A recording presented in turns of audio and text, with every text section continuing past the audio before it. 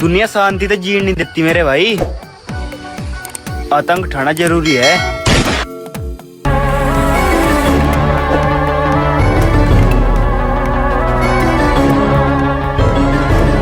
जहां हमें संदेश दिया जाता है बेटी बचाओ बेटी पढ़ाओ, वहीं दूसरी तरफ देश की राजधानी में एक बार फिर से दिल दहलाने वाली घटना हुई है। नमस्कार, मैं राजीव कुमार और आप देख रहे हैं जनमत भारत। अब सबसे बड़ा सवाल ये है कि क्या देश की राजधानी दिल्ली में बेटियां सुरक्षित नहीं हैं? पिछले साल अभी एक बहुत बड़ा मामला जो श्रद्धा मर्डर केस का था वो बीता नहीं कि उसके बाद भी कई हत्याएं हुई हैं जो हालांकि वो चर्चा का विषय नहीं बनी है। लेकिन ये जो साक्षी का मामला है ये बहुत बड़ा मामला है और इसने पूरे देश को हिला के रख दिया है। जी हाँ, दिल्ली बीते रविवार दिल्ली के शाहबाद इलाके में 16 साल की साक्षी की जो कि अभी नाबालिग थी, उसके सरफिरे आशिक साहिल ने तकरीबन 20-30 बार चाकुओं से गोद कर हत्या कर दी। साहिल का मन इससे भी नहीं भरा तो उसने एक पास पड़े एक बड़े से पत्थर को उठाया और उस मासूम बच्ची के सर पे कम से कम 5-6 बार उस पत्थर से उसका सर कुचल दिया। उस दरिंदे का जब इससे भी मन नहीं भरा तो उसने साक्षी के शरीर को लात मारा और नाली में गिरा दिया। रोहिणी के जिस इलाके में यह हत्या हुई है, जहां पे वारदात हुई है, पूरी घटना सीसीटीवी कैमरे में कैद हुई है। जी हाँ, तकरीबन 1 मिनट 26 सेकंड के वीडियो में देखा जा सकता है पूरी वारदात को। लेकिन ये वारदात देखने के बाद आपकी रूह कांप जाएगी, आपकी अंतरात्मा ये कह उठेगी कि कोई इतनी दरिंदगी से किसी की हत्या कैसे कर सकता है। जिस वक्त ये घटना हो रही थी वहाँ पे काफी सारे लोग आ जा रहे थे, गुजर रहे थे उस रास्ते से, लेकिन किसी ने जरा सी भी हिम्मत नहीं दिखाई। शायद उस बच्ची को बचाया जा सकता था, शायद इतनी खौफनाक घटना नहीं होती अगर किसी ने हिम्मत दिखाई होती। हालांकि वहां खड़े एक शख्स ने एक बार कोशिश जरूर की, लेकिन जब उस सरफिरे ने उसकी तरफ चाकू चलाया तो वो भी घटनास्थल से चल निकला। क्या है मामला ये मैं बता दूं। साहिल और साक्षी के बीच पिछले 3-4 सालों से मीडिया के हवाले से खबर मिली है कि पिछले 3-4 सालों से वो एक दूसरे के साथ दोस्ती और रिश्ते में थे।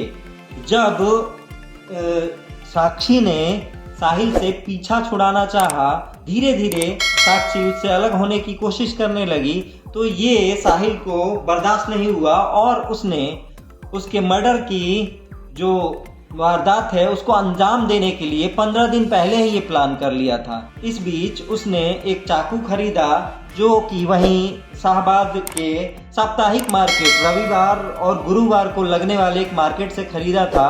उसके बाद उसने मिलने की कोशिश की साक्षी से, तो साक्षी अपने एक दोस्त के यहाँ गई हुई थी जहाँ वो बर्थडे पार्टी में शामिल होने जा रही थी। उसी बीच रास्ते में वहाँ उससे साक्षी मिली। जब उसने साक्षी से बात करने की कोशिश की तो साक्षी ने उसे इनकार कर दिया और इसी के गुस्से में साहिल ने साक्षी का मर्डर कर दिया। जी हाँ, इसके बाद भी मैं बताऊं कि कई सारी कड़ियां हैं इस पूरे हत्या के मामले में। जैसे साहिल नाम बदलकर एक हिंदू नाम से रह रहा था, जहां उसने अपना नाम राहुल बताया था। हाथ में कलावा और गले में रुद्राक्ष भी देखा जा सकता है। इसके बाद जब सोशल मीडिया पे उसकी एक्टिविटी देखी गई तो वहां भी वो पाया गया कि एक सरफिरा है जो खुलेआम ये बोल रहा है कि जिंदा रहने के लिए आतंक ढाना जरूरी है। तो कभी आपको वो दोस्तों के साथ कई हथियार लहराते हुए नजर आ रहा है। उसके बाद पुलिस ने जब छानबीन की तो दरिंदा पकड़ा तो गया है, लेकिन पकड़े जाने से पहले वो फरार होने के लिए यूपी पहुंच गया था, जहां वो अपने बुआ के यहाँ बुलंदशहर में छुपा हुआ था। पुलिस ने जब जांच पड़ताल शुरू की और सोर्स से पता लगाया तो पता चला कि वो बुलंदशहर अपने बुआ के घर अटेरना गांव जहां से उसे गिरफ्तार किया गया।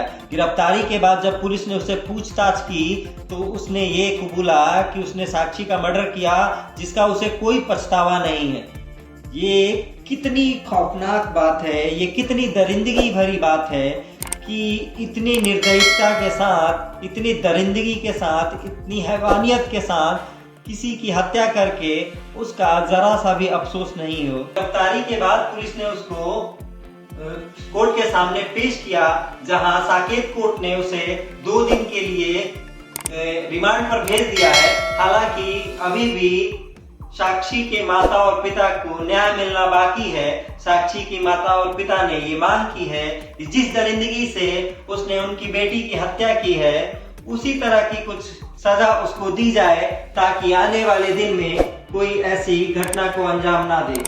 हमारे वीडियो को देखने के साथ साथ चैनल को सब्सक्राइब कीजिए, लाइक कीजिए और अपने दोस्तों के साथ शेयर कीजिए। धन्यवाद।